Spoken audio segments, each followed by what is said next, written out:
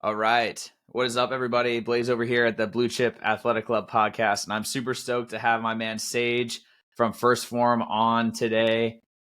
Sage, I want you to give me like the quick and dirty, who you are, where you're from, how we even began to chat with one another. Just hit me with everything, and we'll kind of go through. I want to talk about a bunch of your adventures you've had over the last couple of weeks, and then kind of hit on I think people will kind of figure out why I had you on in the description of all this stuff too. So go ahead, hit me. Yeah, man, this is awesome. We've definitely had this in the works for a little while, but like Blaise said, we got connected through First Phorm almost a couple of months ago now, which is really cool. He was looking for an opportunity to integrate Blue Chip with First Phorm and finding ways and alternatives that we can kind of just combine forces to go help other people out, provide opportunities. Been big on the protein sticks, obviously, if you guys have seen that. But they're so good, dude. They put chomps to shame, man. I feel bad for people that are eating chomps still. I'm not gonna lie. We plow through them things here, yeah. but yeah. I'm actually originally from California, so I grew up about 3 hours north of LA in the mountains out there. I was fortunate enough to have the opportunity to play college baseball, which ultimately brought me out to St. Louis, Missouri in 2019. Ended up, having not the most successful career due to COVID, but kind of took what I was given and made the most of it, and ultimately jumped into a career here at First Phorm, and just so happened to hit my 3 years last week. So I've been working full time with brand ambassadors, sponsored athletes here, and it's just really cool. Connected a lot of the dots between endurance and kind of outwardly looking at changing up my training style, but definitely excited to jump into some of the endeavors lately. Yeah, man. So I've seen a lot of your stuff recently. You seem like you've been a big kind of motocross guy ever since I met you a couple months ago. Tell me a little bit about that and how that's kind of developed over the course of your life, and what got you into that. Yeah, so the motocross thing has been fun. So I grew up obviously out in California there. Like we pretty much had the mountains that I would ride in at home, and then right directly to the east we had the Mojave Desert. So we grew up camping and riding and going out and taking all the toy haulers out and riding with buddies and stuff like that. But really once baseball started to become pretty serious, it was one of those kind of risk reward components. My parents kind of sat me down. They're like, look, we can continue to support you in the motocross side of things if you want to go that route, or obviously you're playing baseball pretty seriously and have the gifts, like it's totally up to you. Ultimately, I really wanted to pursue college baseball, so that was the route that I chose. So in between time, like when it was the off season or summertime, I'd always bum a bike off a buddy, or my uncle or somebody would go out and ride. And it was always just one of those things where, I wanted to make sure that I fulfilled what I set out to do when it came to baseball. And I always knew kind of full circle, I'd go back to that. So when I stopped playing, obviously life kind of got kickstarted and you get bills and responsibilities and stuff. And as much as you'd like to go just buy a new bike, it was one of those things that like I put it on my vision board here at HQ and, just like stared at it every single day. And then eventually, got to a point where I had the cash, found an awesome deal on Facebook Marketplace, drove down to Arkansas, and that was almost a year ago. So really since then, it's like four guys in here. We all just pick a spot to ride.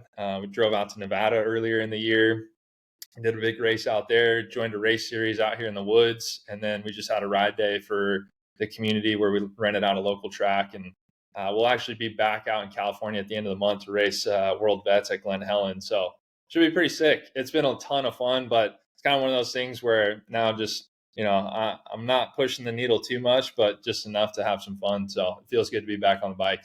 Yeah, you're getting back on the horse, man. It's just like riding a bike, right? You know what I'm saying? Literally. Yeah, dude. Yep. That's awesome, man. I don't know if I told you this before when we first got connected with one another, but I had my first dirt bike when I was like 5 years old. I was ripping like a little 50cc Honda with my older brother and pops. And dude, this is a funny story, and we can get back. I want to hear some more stuff about some of those endeavors, and we'll talk about Mount Whitney too. But we used to all go ride, and we would go trail riding a lot, right? Yep. And whenever any of us had to go pee, we would stand in a line, like shoulder to shoulder, and we would have a contest to see who could like pee the furthest. And it was always like this like huge thing to be like, hey, who's gonna pee the furthest? It was so fun, man. Like super fond memories of that. And then we got 4-wheelers after that, and I had a 4-wheeler for a long time, but we had the dirt bikes for like probably like 5 or so years, and just tearing it up with those, dude. It is so fun, man. It's so fun. I still hop on and I'll jump one every once in a while for a friend whenever I I get on theirs, you know. You still got it. Still got it, dude. Still got it. Yeah. Yeah, so we're right before we hopped on the call, we started to chat a little bit about it, and I should have waited more to hear, but Sage just recently went over and did a Mount Whitney hike, which for those of you that don't know, it's 14,000 and change feet. Is that right? 14,508 was the last survey that they pulled. So it's Jeez the Louise, man. tallest Tell in the me world. about that, dude. I want to go so bad. If I'm still here in California, if you end up doing it again next year, I'm gonna make you take me for real. But tell me about it. Tell me about everything. So growing up, my parents actually, I started going, I think I did Lone Pine Lake, which is a spot on the mountain there above Whitney Portal. It's like 3 miles in where you don't need a permit to go up to Lone Pine Lake. But I did that when I was like 3 years old. So I grew up kind of always going fishing, Whitney Portal and, being up the 395. Like, it's just so cool to be in the Eastern Sierras. Bishop's right there. Mammoth is right there. But I had always heard stories of my dad, climbing Mount Whitney with his buddies, right? They throw in the old school, like, power bars and Gatorades back in the day in a backpack, and they do it all in a day. And I'm like, man, like, just sounded so cool. Kind of a crazy story is right after they took me up when I was 3, my dad got permits with his buddies, and they did it in 2001 in September. And they were actually climbing up the mountain as people were coming down, and they didn't know about 9/11. People have been up and hiking this before cell phones, kind of crazy. But I just remember always kind of hearing these stories of like how many days they would spend on the mountain, or people coming through the wilderness, from the John Muir Trail. And so kind of fast forward, and the opportunity came up in 2019, right before I moved out here. I had applied earlier that year. I just kind of went through junior college, knew I was going to be moving across the country. And I was like, well, I'm going to at least throw in some permits and see if I can't get selected, because I've always wanted to do it myself. So 2019, checked my email in April, got selected for some overnight permits, had no idea what I was doing, didn't have backpack, no tents, nothing. I was like, I'll figure it out, right? So we kind of started consolidating a bunch of gear and figuring out our plan, where we're going to stay.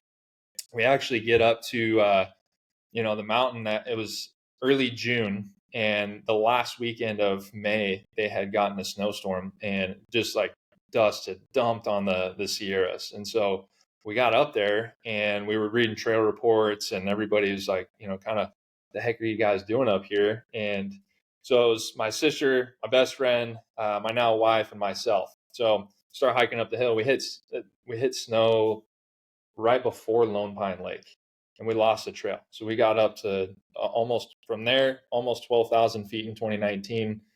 There was only one way up in 2019, is what they call the chute. And we literally had like tennis shoes on, pretty much out of food. Everybody on the mountain's like, you guys should probably not go up anymore. And so the first permit that I got, I was, unsuccessful, which is kind of a bummer. Super cool experience. Like, went way farther than we probably should have, crossing some ice bridges and stuff like that. But, I'd always wanted to kind of go back and, actually be successful in it. So last year, a buddy of mine at HQ, who's originally from SoCal as well, ended up drawing permits. And he's like, hey, we're going to make this awesome YouTube content for First Phorm Outdoors. Like, do you want to go out there? And I was like, absolutely. Like, how do you say no to that? Right. So last year, for those of you guys that know, was like a record breaking year when it came to snowfall. And so we got pulled for late July permits, and got trail reports, everything like that. There was still snow, basically about 10,000 feet plus. So we actually ended up getting crampons, ice axes, overnight permits, and it was pretty epic. Like, we got up and, we were crossing snow fields on the switchbacks, and we ended up making it up. However, the guys that we brought with us were not prepared for the elevation. We had a camera guy that had a bag weighing about 50 pounds, and yeah, he had all the gear and none of the stamina. So unfortunately, he only made it up the switchbacks, and he was about 3.5 miles short of making the summit.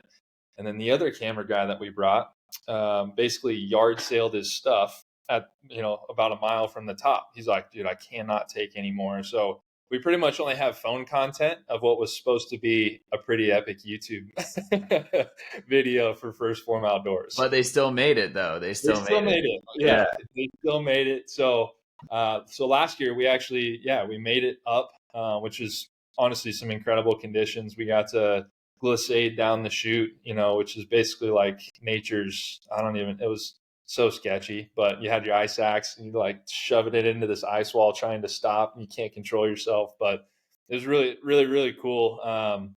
And then so I had some friends that saw that experience last year at HQ here, and they're like, "Hey, if you ever do that again, kind of like what you just did, Blaise, like I need to go." So we had probably 4 of us this year that threw in some permits, and I was the only successful draw again. And so myself, my wife, my father-in-law, and then 3 people from headquarters here who had never done it before ended up rolling out. And so this year, no snow. However, when we hit it this year, we had to kind of pivot plans a little bit because snow was rolling in. So we actually ended up doing 18 and a half miles the first day. Ended up coming back down to outpost camp, 25-mile-an-hour winds all night against the tent, dirt in our tents. Like didn't sleep at all. Woke up the next day and came down. But it's one of the coolest experiences like that the Sierra Nevadas has to offer.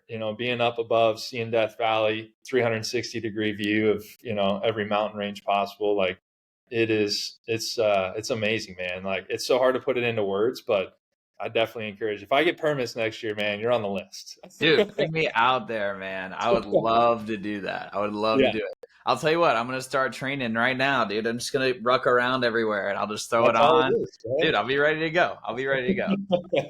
I'm not going to drop my stuff a couple miles away. I would be remiss. I would die before I did that, I think. And I feel bad for your camera guy who had to carry 50 pounds the whole time. I will not be carrying 50 pounds.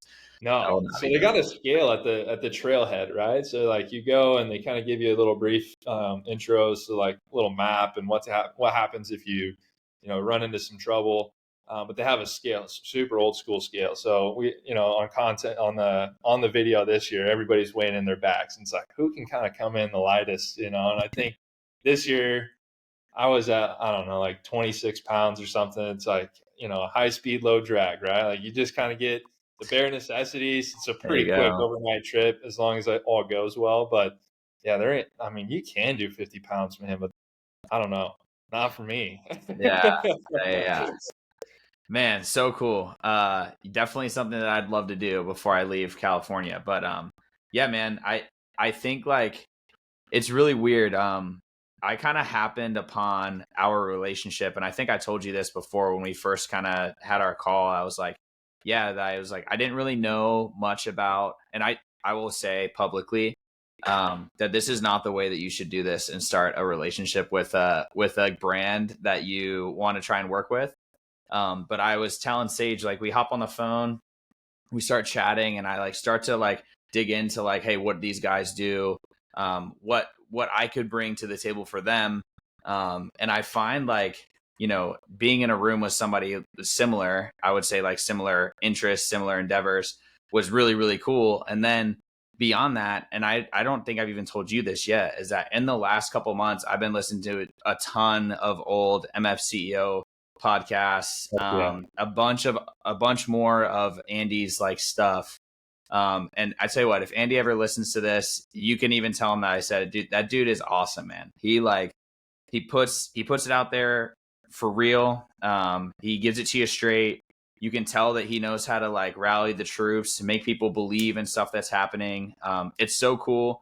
And you can take a lot of those things that you understand from that and then like implement it into business or life or whatever else, which actually sparked the interest for me to do 75 hard. And I know I told you that I was starting it up. But I'll tell you too, I had a blunder the other day, man. I get back from traveling and I was 10 days in. And for those of you who don't know, 75 hard is essentially a 75-day program. I'll call it a mental toughness program because I would not call it a workout program in the slightest, but it's 2 45-minute workouts. One has to be outside. You have to drink a gallon of water a day. You have to take a progress photo. You have to follow a diet with no cheat meals and no alcohol. And then you have to read 10 pages of a professional development book. And that's kind of like the full program baked in. You have to do it every single day for 75 days. And if you miss any one of those things, you have to start back from the beginning, which brings me to my day when I was traveling back from Texas for my airline transport pilot certification course. I get back and it was 9:00 at night when we finally get to the house. And I was telling my wife, I was like, dude, I got to go on my outdoor walk. Like, I haven't done it yet. My workout was earlier today. I got to get this thing in. Lo and behold, dude, I finish this thing. I go to bed and I wake up in the morning. I'm like, I didn't take my progress photo today. And I was like, no, the one thing that takes about 4 seconds, like max for you to do. And I was like, I hate this, dude. So lo and behold, man, I was like over a week and a half in. There I go right back to square one. So today was my first day back at it. Maybe, in 75 days, pending any other blunders, we'll be back. But yeah, I wanted to just say, like, I'm stoked to do that. And I know you've done it before. So I wanted to ask you, and that's a long segue, but I kind of want to ask you about your experience with it, how it was, what you learned from it, and then how you kind of carry that forward into other facets of your life too. Yeah. If this makes you feel any better, I failed the first time I did it on a progress picture. I was like 30. See, we're one and the same, man. We're one and the same. It's your stomach just sinks too when you wake up the next day. Yeah. You're like, oh, I got my outdoor workout in. We're good. Dude, you're feeling so good. It was the worst, man.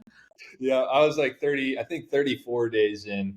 And to the piece where you said, starting to listen to a lot of MFCEO and a lot of old school Andy, I found out about Andy in 2017. So like I said, I moved out to St. Louis in 2019. That's when I started using the products for myself. That's where I actually got help on like what to do and what to use. And it wasn't just something I was guessing. And that's why I love what you guys do, is because, like, especially for athletes and those components, that's where I really struggled. Like, you knew you got to go to the field or get in the weight room or these different components, but like no one actually taught me the principles, right? And the discipline behind it. And it was always just kind of figuring it out. But one of the things, like, as I learned and started listening to Andy and then moved out here, it was kind of surreal. I knew he was from St. Louis. I didn't know where headquarters was at or anything, but I was like, well, I'm going to do 75 hard, and I'd say the biggest thing for me is just understanding why you're doing it. For me, I just kind of listened to Andy and I was like, I'm just going to do this. I didn't really have a why or a purpose. It was just something that, he influenced me in a piece to be more disciplined. But, that's where I failed it. Actually never went back to it. Kind of full circle, ended up graduating, coming back here. And once I started working here and actually understood the program a little bit more and understood a little bit more as to like why it would benefit me. And I had a kind of a desire, like I noticed myself slipping on some things and not being as disciplined here. And so I was like, all right, the first time I did it, I actually jumped on. My wife and I did it together. It was January out here. So we'd get in and we got in. Yeah. Tell the people, I don't know if everybody's familiar, but tell the people what the temps get to for your outdoor workout in January in there was some mornings that were dark and about 8 degrees. Yeah. Is that when you did your outdoor session too? 8 degrees? 8 degrees. Ooh. Yep. So snow. I've walked in some blizzards before, some single digits. Yeah. And, kind of towards the end, like started to warm up. I remember there was one workout, we were underneath the deck. There's like lightning striking all around, middle of the thunderstorm, like we were too far in. But I'd say like the program overall is great because, to your point, it's such a mental toughness thing. Like the byproduct is making these decisions and these positive inputs. And yeah, you see people get awesome transformations, but you go through and you notice the smallest things in life, like the smallest details that you would have normally just passed on. And those 5 things that you say so disciplined in, no ifs, ands, buts, like you get out of it what you put into it. And the more that you hold the line, the more that you notice that ripple effect starts to happen in everything else that you do. That's Andy's point. It's like, man, if you're more capable there, you're more capable in your relationships, you're more capable in your career on the field. And that's where, like, I truly love the program, because people are like, I just need to do it because I want, a 6-pack. It's like, again, going back to the why, the byproduct, you do see some people get shredded, and that's great. But, at the same time, it's just so cool to see, the little detail. Like you pick up the piece of trash, like it's so easy to say no to a cheat meal. You're like, I feel better doing this than what I then going and actually saying yes to that cheat meal. So I'm stoked to hear, what 75 days brings. That's Yeah, cool. yeah. When remember, no progress picture blunders. I got to start doing it like early First morning. I think. Yeah, it's got to first be like, hey, first things. thing, or else again, I'll get through the other things I feel like are much more come easier to me. I would say. I'm not used to kind of taking a progress photo every day. That's something that's definitely a little bit of a challenge, but Yeah. it's all right. We're back on it. I would say, you know what? All things considered, I was really pissed when I found out that I failed, but then I was like, you know what? Like, I'm going to learn a new way to operate from this and Yep. figure out a better way that's going to work for me. And you know what? Like, I wanted to show other people, show myself, show everybody else that like you are going to mess up. You are going to suffer. You are going to take that blunder, take that misstep or whatever. And then it's like, it's always about how you respond, right? It's always about how you respond to the adversity and how you figure out what to do better next time or how to pivot or how to make something else happen. And that's life, business, flying airplanes. That's all of those things together, you know? So yeah, Get I this. totally agree, man. So we're on the subject of failure, but there's a guy that I know, he was doing the Live Hard program. So ultimately the 75 hard is kind of the intro into what Andy has developed as the Live Hard program, which is 75 hard plus phase 1 plus phase 2 plus phase 3. And it's basically an entirety centered around 365 days of development, right? You're supposed to take breaks in between time. So this guy, he's done 75 hard, perfectly executed. Phase 1, perfectly executed. Waited, the allotted amount of days. Phase 2, perfectly executed. Allotted amount of time. Goes into phase 3. Everything to a T, nailing it. One of his last days in phase 3, he was prepping for a marathon and he forgot to track one goo. And the rules that he made for himself for the nutrition was to track every single thing that went into his mouth, right? So he gets up the next day, wakes up, looks over his macros, getting dialed in to finish. It was one of the last days of phase 3. Forgot to track a goo. Whole Live Hard program for the year shot, failed it. Because if you fail in phase 3, like you fail the whole thing, right? So it's kind of one of those components where, hey, progress picture early on, right? I was I was so bummed for him, man. So Like did he he took, redo it? Did he but redo it? What happened after that? yeah, he's back. Like he took a little bit of a break and went right back into it. And he's just like incredible human being. But he was like, that one hurt. That one hurt Yeah. big. Yeah. So See, but that's the thing is like I feel like that speaks more volumes to like what he decided to do. right, The fact that when he did fail and he noticed that he wasn't just like, oh, nobody will know. Like the no, problem is that and exactly. that's the part that I think would eat away is like that's the piece that's really tough, you know? Self audit determines your success. Right, the Yeah, level at which totally. you're going to self audit that's it. So yeah, that's cool though. And that's it's one of the greater parts about the program, I think, as well as it teaches you how to say no to things, but it also, you're bound to make a mistake at some point. I haven't talked to anybody who's just been flawless in the whole thing. And if they are, they're probably doing it wrong. Yeah. So Gotta set the bar higher, right? yeah, Yeah. exactly. Yeah. Yeah, man.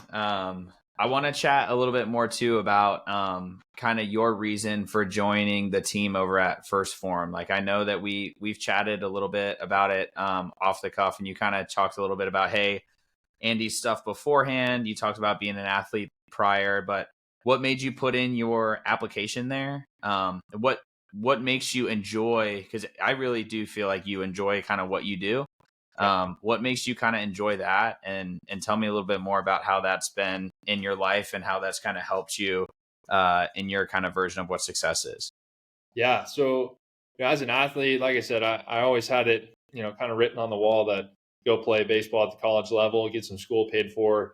But beyond that, I grew up in a law enforcement household, right? So I grew up and I saw, whether it was me going to the station or, my dad's buddies or, guys from the fire department, I was just constantly surrounded by people going and serving others. And so, I always looked up to that, cousins in the military, contractors, all these things. And so, by default, it's kind of one of those components where, hey, I want to go help people. I want to follow in the footsteps. And I really did listen to that path in life for as long as it let me go. I applied to multiple fire departments, went to the military side of things, like all these components, and like wasn't ever anything bad. It was just plainly like closed doors, and so it was just kind of frustrating navigating those components, especially transitioning out of sports. But one of the things that I always fell back on is like driving down to school one day when I was playing junior college. It's kind of like talking to myself, trying to figure out, hey, what is this whole thing called life? Like, what am I going to do after baseball? And so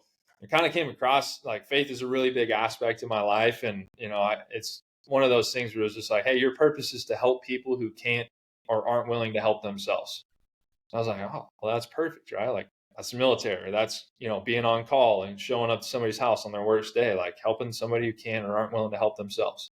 And so, like, in listening to Andy, I remember, one of the first podcasts with Ed Milet, they were talking about God, money, business. Ed Milet played baseball, and these components are talking about helping people through their missions and their purposes. And at this point, I'd never even Googled First Form, which is the weirdest thing ever. But I just told myself, like, if I ever ended up in St. Louis, Missouri, I'd go sweep floors to be around those people and to be contributing to that mission and to see, people being helped. All these offers fell through. Like, had a lot of schools looking at me. I ended up getting hurt, redshirting. School from St. Louis, Missouri calls me, and end up signing with them, coming out. Like I said earlier, I started using First Form products in 2019. And ultimately, like, I went from 175 pounds to 192 pounds and could run, could throw. And I was like, I needed this 10 years ago. Like, I just want to go help people do the exact, like, feel what I felt, and kind of like have that knowledge and the education and the purpose. And so I started hanging out with guys at the supplement store. Those were my really only first friends here in Missouri. And so, like, kind of one thing led to another. And I ended up getting the opportunity here at First Form in 2021. I remember, like, my second week here, it's kind of one of those things where it was just this surreal feeling of, like, I saw people's transformation photos, them losing 100 pounds, or like, some of our athletes were law enforcement officers for the company, or all these different, it was just like, this is where I was supposed to be, like, this was the door that opened up. And so, now I get to have this ripple effect through knowledge and education and social media and all these components that, it's genuinely being a positive light, helping people, like giving them the tools, not reinventing the wheels, but just like showing them that it's possible. And then allowing other people that, just truly have the same passion, like-mindedness. It's the best way that I can describe it is like, we're in a community where everybody is pulling on the same end of the rope. And you don't find that everywhere. Typically there's other people that hop off the rope or go hop on the other side and want to work against you. Like, I love being in this community because it's just like, hey, how do we show up every single day? And how do we all contribute to that just to make the world a better place? Like, having people pick up pieces of trash, go say hi to somebody new in the gym.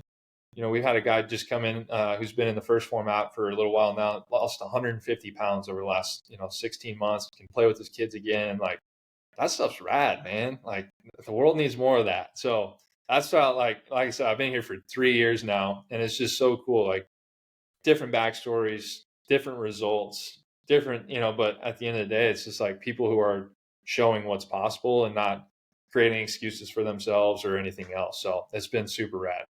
Yeah. And just so everybody knows, like, that is why I was drawn to work with these guys. Because I was mid conversation with Sage trying to get a feel for kind of what the First Form kind of stuff is like.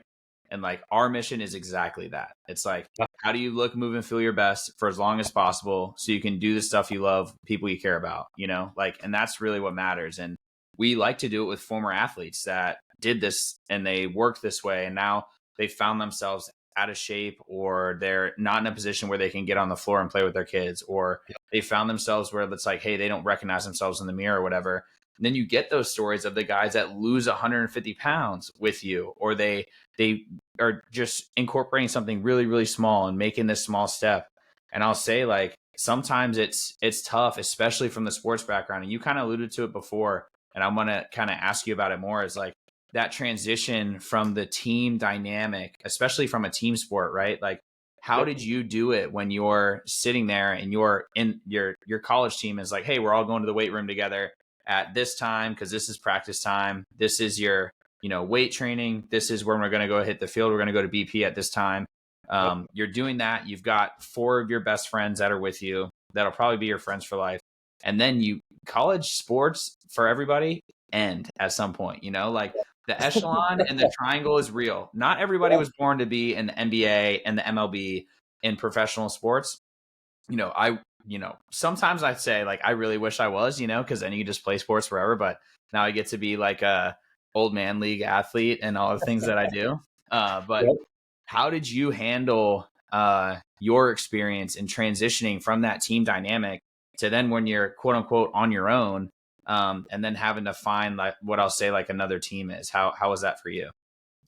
It was tough. I think one of the toughest aspects of that was going into obviously 2020 was when I was having the best season I've ever had. I was kind of like found some in my college career, like I had a couple of teams that weren't necessarily the best fit, and it was nothing on them. It is what it is. And if anybody out there that's listening, it's common. Like I feel like sports in college is kind of geared towards this way where you get this perfect full ride scholarship to this 4 year, you stay there all 4 years. And like, that's how it was at least painted for me. Right. Not with the NIL, bro. The transfer No. portal is real, dude. Let those kids get paid. That's Let right. them get paid. Yes. So it's kind of that part, like it was a rude awakening. Right. And it was like, oh, so this is like, it's not necessarily the best fit, or different things happen and guys get hurt or you get hurt. And so like you have to find different places to play and what's going to be the best fit for you coaching wise. And so like transferred, went the junior college route. From junior college, got recruited out here to Missouri. And then from Missouri, it's like, okay, cool. Finally have confidence in my abilities, found a good team, good culture, like 20 games in, hey, everybody go to the field. Let's meet here. Like, by the way, they're canning the rest of the season. And you're like, what? Well, okay. Well, at first, I think all of us were kind of like, cool, what trips are we going to take? Like, this is kind of weird. World shut down. Like, we're going to go, drink some beers in the dorm or whatever, right? Like, it was kind of a just surreal moment. And then I had one semester left for my undergrad. Coach didn't want to give me more money for my master's degree. So to your point, Blaise, like I had that kind of real conversation with myself, and it was like, all right, I can't stay here, probably play ball until I'm like 29 with all the eligibility now, right? And like, but is that really what I want? And so a lot of that struggle was trying to figure out, I had a degree, but I didn't really have a career path set up. So, I was kind of in this limbo for a year and a half of like, what direction do I want to go? Is it the military? Do I try to get on more fire departments? Like the first thing that I initially did was I went to a CrossFit box because I could lap anybody in there or compete with people or progress in there. And it was like the only form of team and camaraderie that I had. I actually ended up meeting through the gym one of the guys that did adult league softball. And I was like, perfect. It's like, I just got done playing baseball. I would show up and to be honest, I didn't like it. Like I gave it one season and it was one of those things where like nobody was out there to actually compete. They were out there to have fun, but I still I still wanted to compete. Right. So Still kind of had one of the those, itch, dude. yeah, I still had the itch. And I'm like, man, like, what do this obviously isn't for me. So I started just like training and training and training. And then when I came into first form, it's kind of funny because like I had these ideas of motocross, things that I could never do playing, right? Or opportunities or like going to climb Mount Whitney. You couldn't do that stuff when I was, it was kind of one of those things like you went from spring ball to summer ball to fall ball back to spring ball, So like you played. And so all these different things that would take time, I just had a list of stuff that I want to do. Hey, go deer hunting, check. Oh, go hike Mount Whitney, check. Sign up for an ultra marathon, check.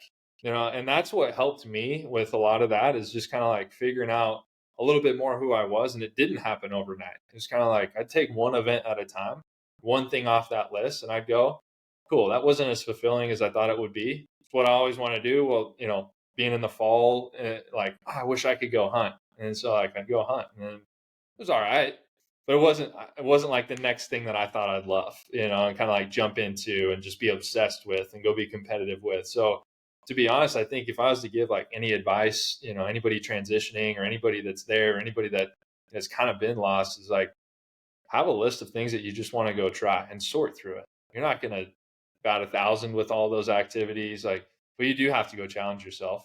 The inner athlete's always there, and the only way to get it out is to go sign up, like go to the gym, go sign up for something new that's going to scare you because you have the most opportunity to progress. You've been not doing all of these things, for so long. It's like, in sports, we would practice for the 0.5% increase that day, especially in college or anything beyond that.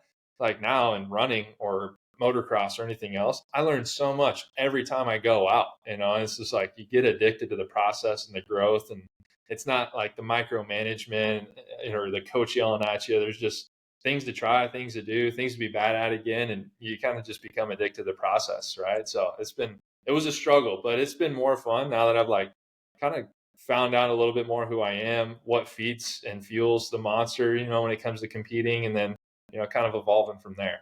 Yeah, dude. It's funny how much I resonate with a lot of that stuff too that you're saying and feel the same. It's like I still live to compete, like on like a foundational level, and I'll kind of give you a peek behind the curtain. Yeah. I was I loved, especially in my early 20s, like playing drinking games with my buddies was like one of my favorite things to do. Uh-huh. And I was like, oh, we're gonna play beer die, beer pong, whatever, beer ball, whatever your game is. I was like, I wanted to play, and Yeah. I associated, the drinking games with the competition. And for me, when I was going through my early 20s, like it was really, really hard for me to split those two things up. And I've only recently, within the last couple of years, kind of realized like the reason that I love those drinking games wasn't because I love the drinking part. It's because I love the competition part, right? So I found like competing, whether it's in a game of, beer die, or whether it's in a game of, pickup volleyball, or I Yep. play co-ed soccer now. I coach lacrosse and still play myself too. I played in a softball league as well, like just like you did, and multiple Yep. times as well. And like kickball, you name it, dude. It's like the list goes on and on. And all of that like kind of fuels the desire to continually compete. And not every circle is going to be the right, we'll call like avenue for that, right? Like if you're Correct. playing co-ed volleyball and it's entry level, like you're probably not going to get that itch scratched, and you just got to know that, and be okay with that. But if there's like a league and they're like, oh, hey, like you should come and play in this league over here because people are going to be competitive on Yes. Wednesday nights, and it's like, Beat go and it. do that, like because Yeah. that's super important. And that's where you end up finding that other tribe that I feel like is something that's really important too. Cause like obviously in college sports, everybody's driving for the same thing, right? You get a room full of how many guys it was on your baseball team, like 30, 40 Yep. guys, maybe. Yep. You had 30 or 40 guys that all wanted to play, and they Right. all wanted to push each other to play. They wanted to win games, and they had the same vision, right? And it's like, if you can find a tribe of people like that want to compete and do those things, and whether you have one game a week or, don't play for a month or whatever, and you go back out, I feel like that's like the more important piece is that. And you even touched on one more thing that I thought was interesting was the beginner's mindset. And I really resonate with that as well. When I came out to California, I had never skied like in my life. I think I did one time when I was like 6 or 7 years old. But I was a snowboarder for a really long time. I Yep. wakeboarded, I snowboarded, I skateboarded, all board sports, right? 2 years ago, I was like, I think I want to try skiing. And my buddies are like, why would you do that, dude? Like, you're competent at snowboarding. We want to go on double blacks with you. We want to go hit the train park with you. We want to do these things. Like, why would you want to go ski? And I'm like, I want to suck at something and Yeah. like, have to learn a lot and take that learning curve and just do this. And now, ironically enough, like, I think I might like skiing more than snowboarding. Like, I used to go like one time each. And the whole goal initially was like, hey, if anybody comes out and they have the same size shoe as me, they can choose what they want to do. And I'll just do the opposite because we have good access to Lake Tahoe. Yeah. Yeah. But dude, it just like, it totally took over to where now it's like, I got to suck at that. And then I got better and better and better. And the curve is like this. And then now Mm-hmm. I feel like I can go out and ride almost anything. And it's so fun and so cool to see that. So just another plug, I guess. And you kind of alluded to it before of like, just go in and suck at something or sign up for something that is going to challenge you a bit, because you're going to grow so much from doing that. For sure. I think and I still struggle with that to this day is, you know, nobody really is paying attention when you do suck. It's kind of one of those components where like, especially the success component of, the game or the sport that we all play is like from coaches and teammates, there is always a magnifying glass, like, hey, the pressure is applied. And, you didn't want to be that dude to boot the ball at the end of the game or, cause, but it happened. and you had to learn at a high level how to overcome that, how to battle back, the next day, the next practice, the next rep, and that learning curve that we're talking about, like you have like go pick something new that you can be totally bad at, and you'll struggle at first because you'll want to excel so fast, or you'll think that everybody's hounding you. And in the real world, it's almost like nobody sees anything that you do in this kind of Yeah, weird. dude. Nobody gives that much of a shit about you, dude. Like Oh, that's the crazy. It's like so freeing, and yeah, it's also kind of sad, you know. But yeah, like, yeah, nobody cares that much about you. That's the same thing in the gym, right? We talk to yep. people here, or like even in the online coaching space, and they're like, "I'm so scared to go to the gym. Like, I need to be fit before I go." And it's like, that's not the point. Like, No, nobody around you cares. Like, have you ever been in a class or in there and thought about like how much somebody was doing on some exercise or what they looked like beyond maybe the 0.2 seconds you did when you were in the gym? Like you didn't go home and think about that person or whatever later on. Like it does not matter. And they didn't I think about couldn't you. agree more, dude. Gosh, I couldn't agree more. It's so frustrating. You go there to get healthy. You don't. Yeah, Yeah. I could get on a soapbox for an hour and talk about that, dude. everybody's in their own lane, man, and they're just trying to worry about them. And it's just like that's one of the things that I've had to grow, and it just takes time, But no different than you've kind of realized this. It wasn't like that at first, and I kind of say that as a hindsight to anybody listening, or anybody in that transition, or anybody that's not ready or willing to jump into the gym. Is hey, it's okay.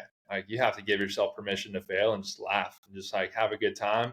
Also ask the questions of the people that do know what they're doing, because that exponentially has you succeed a lot sooner than you would just trying to figure it out on your own. And that was a big piece for me. Just go ask questions.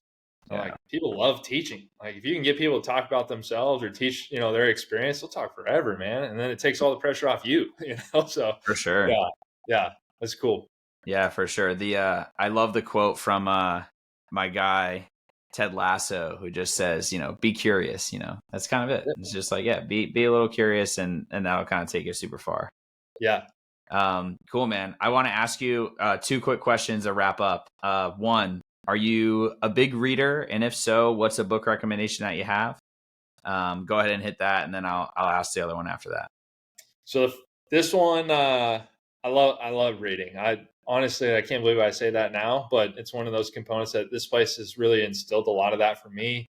We actually have a library inside of headquarters here with a lot of personal development reads, and it's something that as far as the culture goes, like you could walk around, everybody's got a book that they're reading, and it's always something that we believe in, such a core value here, like always be learning. And it's something that whether I would work here, tomorrow or not, it's something that I would take with me.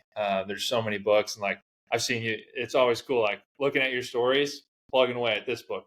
I'm like, man, he's flying, like this is cool. But Yeah, I, that's why I'm just trying to get recommendations from you so I can keep the yeah, train rolling. yeah. No, I think one that honestly, when I first started running ultra marathons, one of our guys, Derek Wida in here, he took a round through the knee overseas, and one of the top CrossFit adaptive athletes in the nation. Amazing dude. He's like, hey Sage, like you ever read this book called The Comfort Crisis? And I told him, I was like, no, I've never heard of it. He's like, all right, cool, go get that. If you know anything about Derek, like just very black and white, like he just so obviously intrigued. I went and got The Comfort Crisis, and it's one of my favorite books. Kind of talks around the principle of misogi and doing hard stuff, challenging, again, getting yourself uncomfortable. And that's what helped me transition a lot out of just like sports into life, going out and, challenging yourself, kind of like raising that bar. Because the temptation is after going and doing something hard, like whether it's college sports or a marathon, you're like, well, what next? You have to go raise that bar. You got to do it faster. You got to do it longer. Otherwise, what are you learning? Like you already know you're more capable. So I would say like The Comfort Crisis by Michael Easter is one of the best things that I've read in the last couple of years. I'd say the other one, and I recently just went back and read this one again, but Start With Why by Simon Sinek. I think that one is so good because I think so many people tell you nowadays, and like obviously it's kind of a business geared book, but if you can take that and apply it to life, so many people they want to tell you on social media how to do something or what to go do. And if more people started with why they wanted to go accomplish something, that is the key. I feel like for that a lot of people miss. Like they see the car, they see the house, but as far as like what's truly fulfilling is like you have to answer that question yourself. Like, why am I doing this task? Why am I going to the gym? Why am I signing up for this? Is it because somebody else told you to, right? Is it because somebody else told you how to go do it? Or is it because you're truly fulfilled, and like, hey, this is for me. I think know Yeah. thyself, that's one of the biggest things, like know thyself in a world, so I think Simon Sinek's Start With Why and then The Comfort Crisis by Michael Easter. Yeah, that kind of goes back to your point about 75 hard. And if you're doing 75 hard for a six pack, you're probably doing it for the wrong reason, right? And like Yep. we see a lot of people that fail in a health journey because their goal is vanity driven. And I'll say like from personal experience, like initially when I started getting in the gym, it was like to hook up with chicks, like any like 15-year-old kid wants to do, right? Like that's why I started to weight train and to get better at sports. But like Yeah. it's funny that I didn't really truly see any of my health changing like in the way that I wanted to until that didn't even matter. And like it's just like how to look, move, and feel my best. And Yep. like when that started to happen, everything else fell into place. And now I get to help other people figure that out. So I totally So agree that the figuring out the why is just so key. yeah. Cool. Great books. I'm going to read both of them. I might have Cool. read Start With Why or gotten it as a recommendation before, but I'm super stoked to get in there. Heck yeah. Last question for you, and then I'll let you go. I know we went a little bit Cool. over.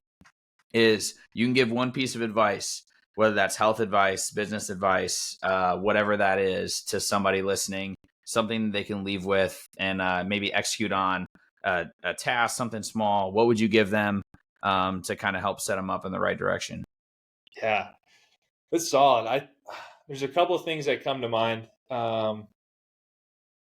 I think one of the biggest things that to relate it to nutrition first and fitness, well, I'll do that and then I'll kind of expand it to ultimately just, something in life that I've taken with me through teammates and work relationships and all these components. Like first thing that I would say is the most important thing, whether you're on the field, whether you're in fitness or in the gym, is not to have a binary relationship with outcome.